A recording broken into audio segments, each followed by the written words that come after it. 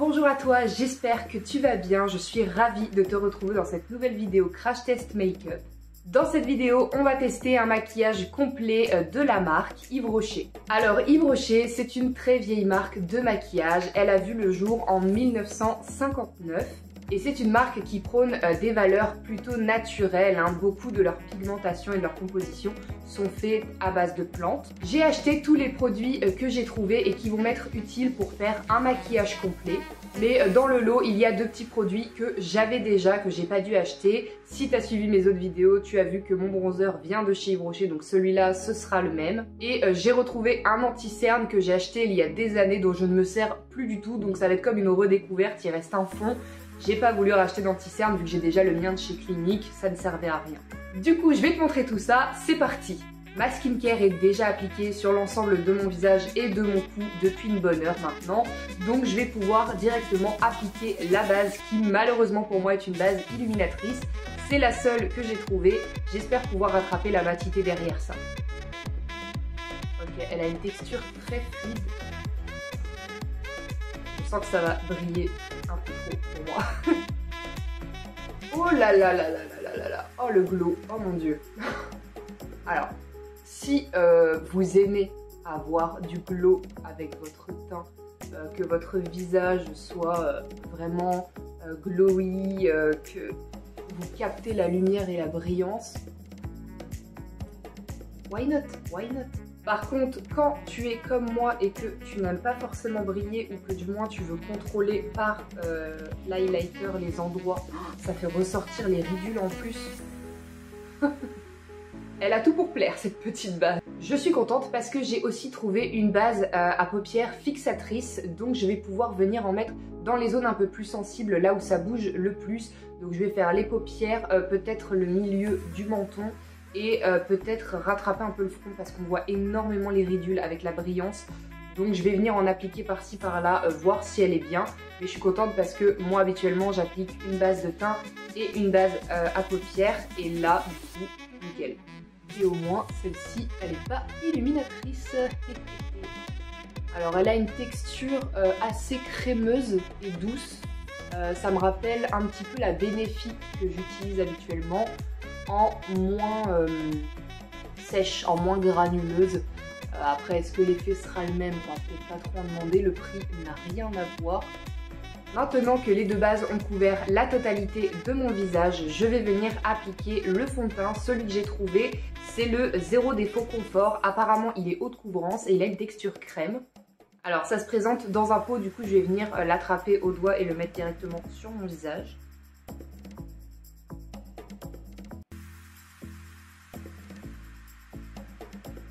J'ai volontairement pas camouflé mes rougeurs, mes problèmes de peau pour voir justement la couvrance du fond de teint, voir s'il est à la hauteur de ses attentes.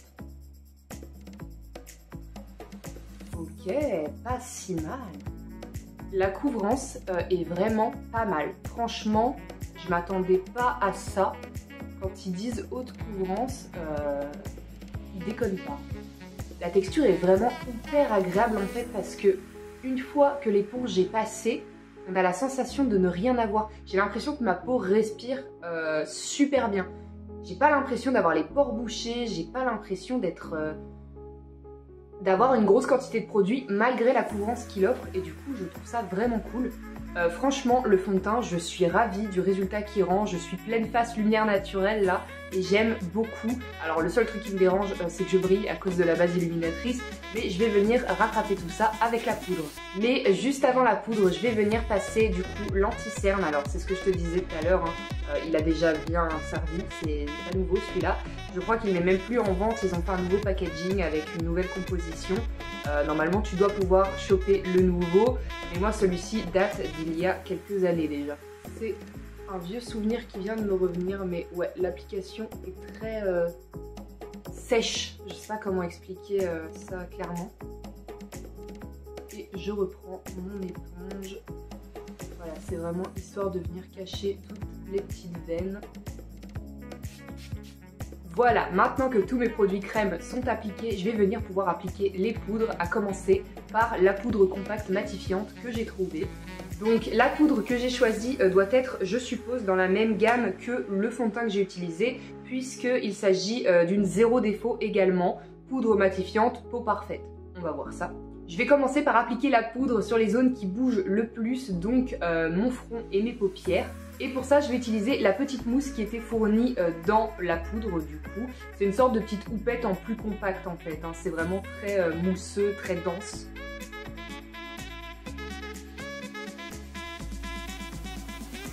J'espère que c'est aussi visible en vidéo qu'en vrai parce que là l'effet mat est assez flagrant. Aux endroits où j'ai appliqué la poudre, c'est vraiment instantané. Franchement, la poudre, nickel. Et je vais venir appliquer sur le reste de mon visage du coup avec le pinceau poudre de chez Yves Rocher.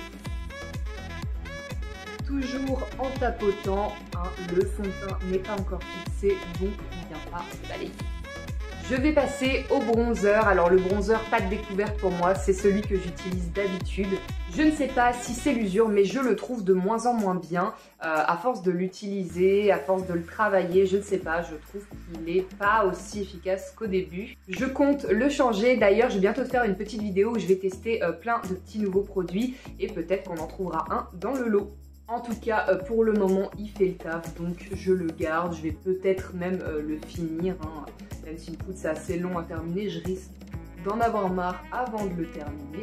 Mais bon, comme d'habitude, je viens en appliquer dans le creux naturel de ma joue, en haut de mon front et en dessous l'os de ma mâchoire. J'ai terminé avec le bronzer. Franchement, je sais pas ce que t'en penses, mais je trouve que le teint est super harmonieux et on va venir rajouter le blush. Pour le blush, j'ai trouvé ça trop mignon. C'est des tout petits packaging individuels comme ça. Alors par contre, on passait très vite des tons roses au ton rouge. Il y avait très peu d'entre-deux. Donc j'ai décidé que j'allais prendre un rose et un rouge et tapoter deux petites fois dans les deux pour essayer d'obtenir quelque chose d'un peu plus prononcé que ça, mais d'un peu moins prononcé que ça. Voilà, je vais essayer de mélanger les deux teintes en espérant que la pigmentation est pas mal. Donc je reviens prendre un petit pinceau poudre de chez Yves Rocher toujours. Et je vais tout simplement essayer d'aller piocher dans les deux couleurs pour essayer d'obtenir un rendu suffisamment naturel, mais qui se voit un peu quand même. Je vais déjà commencer par le rose.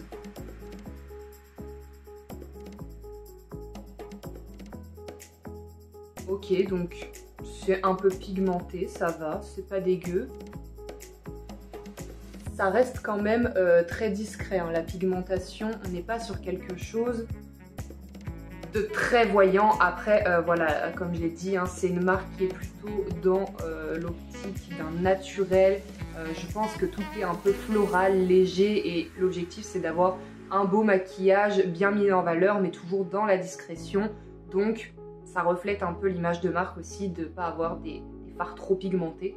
Je vais tenter de venir mettre une pointe de rouge pour accentuer un petit peu cet effet visage un petit peu rosé, un peu mignon.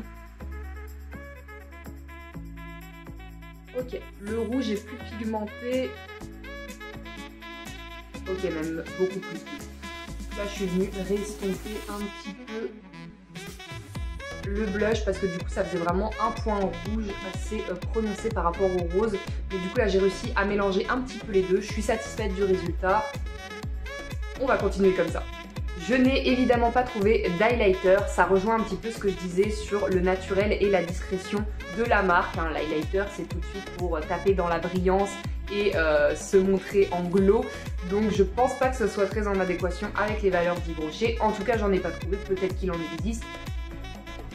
On passe maintenant aux yeux. Alors les yeux, comme les blushs, j'ai trouvé ça trop mignon. Plein de petits packaging individuels comme ça, phare par phare. J'ai trouvé deux palettes dans la boutique qui me comblaient pas forcément. Le rapport qualité-prix était pas terrible. Je me souviens plus tellement du prix des palettes. Mais en tout cas, les fards étaient 2 fois moins gros que ça en moyenne. Je trouvais que c'était vraiment pas... Je voyais pas ne serait-ce que l'utilité de m'en resservir après ce crash test. Donc bon, j'ai préféré partir sur des fards individuels qui pourront toujours servir pour des make-up un peu colorés, un petit peu ciblés, etc. J'ai choisi globalement de quoi faire 2-3 make-up parce que sur le coup je ne savais pas me décider. Là, pour le make-up d'aujourd'hui, je vais partir sur des petites couleurs un peu nude, mais quand même avec du peps. Hein. On a du jaune, on a une sorte de terracotta et on a un fard brun clair pour venir faire la teinte de transition. Donc je pense que ça va faire un beau petit mélange. Mais là, aujourd'hui, on a clairement une belle journée. Je compte sortir après, donc j'ai voulu rester dans des tons un petit peu summer, quelque chose de joli à porter dans ces temps-là. Je vais d'abord appliquer le fard brun du coup dans mon arc de paupière. On est quand même sur un fard qui se voit au premier passage du pinceau, donc il n'est pas non plus dégueu niveau pigmentation.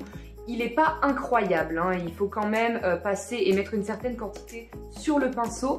Mais je trouve que pour les personnes qui apprécient le maquillage discret ou qui ont plus de mal à travailler les couleurs très pigmentées, bah ça peut être vraiment pas mal de se diriger vers des petits fards comme ça qui sont visibles mais pas tellement pigmentés. Je vais venir faire pareil de l'autre côté. Je vais ensuite venir mettre l'espèce de couleur terracotta, ils appellent ça comment? Orange Cosmo Mat. Bon, terracotta, je pense que ça va plus te parler. Je vais vraiment venir en mettre sur le milieu du coup de ma paupière mobile. Je vais m'arrêter à peu près sur le bord de mon iris pour laisser le coin interne pour pouvoir mettre le jaune après. Alors par contre, ce sont des fards qui sont très volatiles. Là, j'ai tapoté mon pinceau le long du packaging. Ça a vraiment volé de partout la poudre. Alors soit tu protèges le dessous de tes yeux avec, vous savez, il existe de quoi protéger, ou tu mets un coton, n'importe. Ou alors tu vas vraiment le tapoter extrêmement fort jusqu'à ce qu'il y ait quasi plus de poudre qui tombe parce que la poudre est extrêmement volatile. Alors le problème d'un fard qui n'est pas très pigmenté, c'est que du coup on voit peu les nuances. Là, entre le marron et le orange, honnêtement, on voit pas une différence de fou. C'est un petit peu dommage. Avec le manque de pigmentation des fards, malheureusement, je vais réappliquer un petit peu de brun sur l'arc, etc. pour intensifier un petit peu. Parce que là, je trouve qu'il y a trop peu de différence. Ça fait vraiment très effacé. Et la couleur, j'ai essayé d'insister dessus, mais le résultat n'est pas satisfaisant, je trouve. Voilà, je suis venue réintensifier de ce côté-là. Je vais venir faire pareil de l'autre côté parce que je trouve que ça change vraiment. Ça vient vraiment remettre une harmonie entre les fards et on voit plus la différence de couleur. Maintenant, je vais venir remplir le coin interne avec le jaune. J'espère qu'il est pigmenté et qu'on va voir que c'est jaune. J'aime beaucoup la vibe de ces couleurs, un petit peu couleur chaude, été, un peu sunset. J'adore. Ok, alors j'ai fait deux passages. Je sais pas si on voit là, mais le pinceau est recouvert de fard. Donc je vais le tapoter un petit peu. Je vais venir faire le coin interne. Ok, c'est pas mal, ça donne une petite touche colorée, un petit éclat. Je sais pas ce que t'en penses, mais le choix des fards, j'aime beaucoup. Je trouve ça super sympa.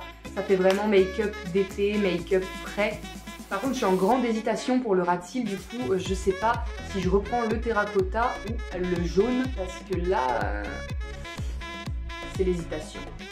Finalement, vu que le terracotta et le brun ont quand même une similitude, je vais venir faire mon ras de cils au jaune pour vraiment illuminer et colorer mon regard. Je pense que ça va vraiment rendre très très bien.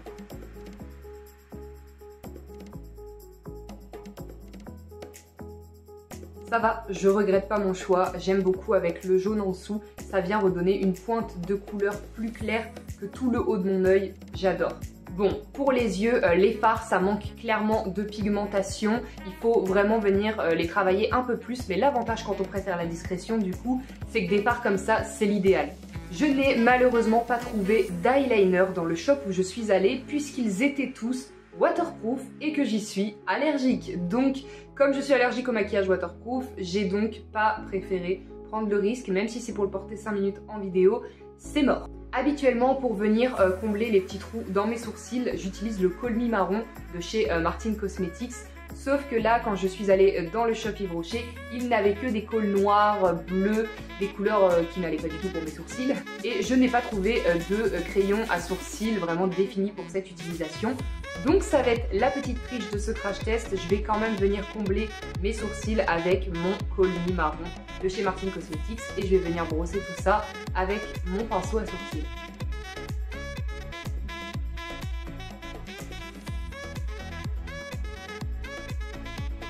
J'arrive sur la fin de ce make-up full Yves Rocher et on passe du coup au mascara. Il s'agit du dernier qu'ils ont sorti, donc Cils Miraculeux.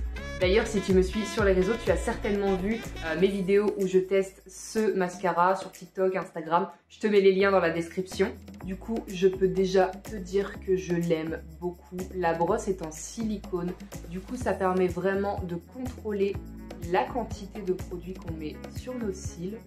Et ça, je trouve ça top. Il vient vraiment coiffer et désolidariser les cils. Ça, c'est vraiment impeccable, contrairement aux mascaras qui viennent faire des paquets, qui viennent... Regardez déjà la différence, enfin, c'est un truc de ouf. Franchement, mes cils sont au top, en sachant que je n'ai pas recourbé mes cils puisque mon recourbe-cils s'est cassé, j'attends le nouveau. Donc du coup, en attendant, j'aime bien quand les mascaras font leur taf. Pour clôturer ce joli make-up Yves Rocher, j'avais acheté un rouge à lèvres dans les tons roses, la couleur 150 en mat. Le problème, c'est que j'ai peur que là, ça vienne vraiment gâcher un petit peu le maquillage avec les tons chauds, les tons marronnés, etc. Donc je suis pas très chaude d'en mettre. Il sent extrêmement bon.